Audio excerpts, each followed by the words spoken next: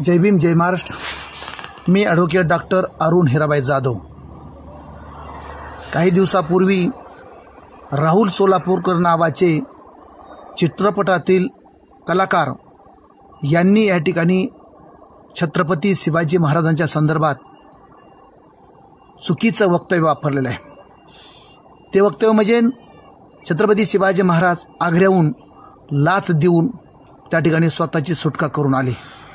खरं तर ह्या शब्दाचा मी प्रथमतः जाहीरपणे निषेध करतो।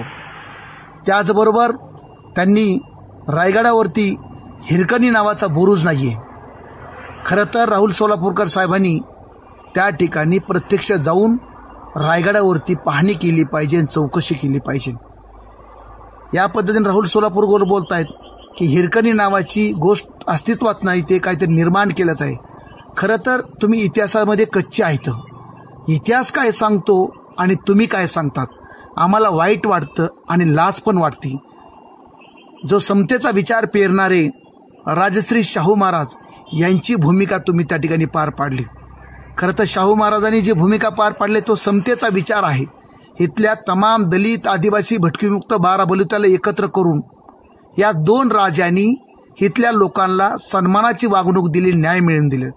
महिलांच्या बाबतीत सन्मान केला। इथल्या लहानातल्या लहान जातीला, वंचित जातींना सन्मान करण्याचं काम ह्या दोन्ही राजांनी केलं।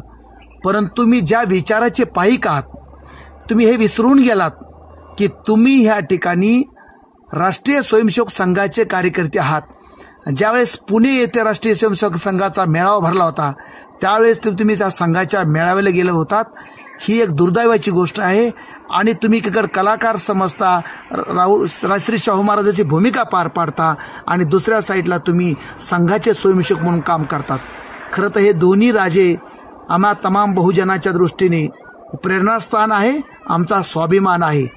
तुम्ही जे वक्तव्य वापरलेलं आहे त्या वक्तव्याचा मी वंचित बहुजन आघाडीच्या वतीने या ठिकाणी प्रथमतः जाहीरपणे निषेध करतो। आणि ह्या ठिकाणी हे जे तुम्ही बेताल वक्तव्य वापरले, मला तर असं वाटायला लागलं की साठी आणि बुद्धी नाटी असं जे म्हणतात तशी परिस्थिती आहे। तुमचं जसं जसं वय होत चाललेलं आहे तसं तसं तुमची बुद्धी भ्रष्ट होत चाललेली आहे। छत्रपती शिवाजी महाराजांच्या संदर्भात तुम्ही चुकीचं वक्तव्य करतात। शिवाजी महाराज हे लाच देणारे राजे नव्हते, ते लढणारे राजे होते। तमाम मावळ्यांना गोळा करून इथल्या खेड्यापाड्यामधल्या, वाडी वस्तीमधल्या, पालामधल्या, डोंगरामधल्या माणसांना, इथल्या सगळ्या जातीच्या लोकांना 18 पकड जातीला एकत्र करून त्याने हिंदवी स्वराज्य स्थापन केलं। तुमच्यासारखी दलाली केली नाहीये, तुमच्यासारख्या पाठीत खंजीर खुपसण्याचं काम केलं नाहीये। आमचा इतिहास, शिवाजी महाराजांचा इतिहास, राजश्री शाहू महाराजांचा इतिहास हा समोरून लढण्याचा आहे, पाठीमागून लढण्याचा नाहीये। आजही तुम्ही आमच्या राजावरती पाठीमागून वार करतात, त्यांची बदनामी करतात, तुम्ही त्यांचा इतिहास पुसून टाकण्याचं काम करतात।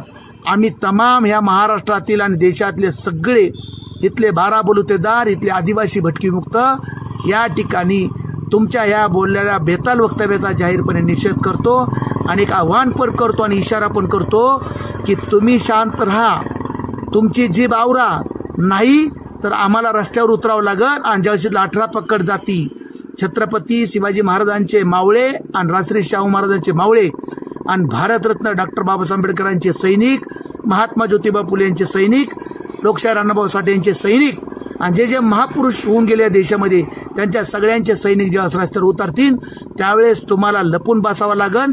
त्याच्याही पलीकडे तुम्हाला हा महाराष्ट्र सोडावा लागेल। पुन्हा हे बेताल वक्तव्य करू नका।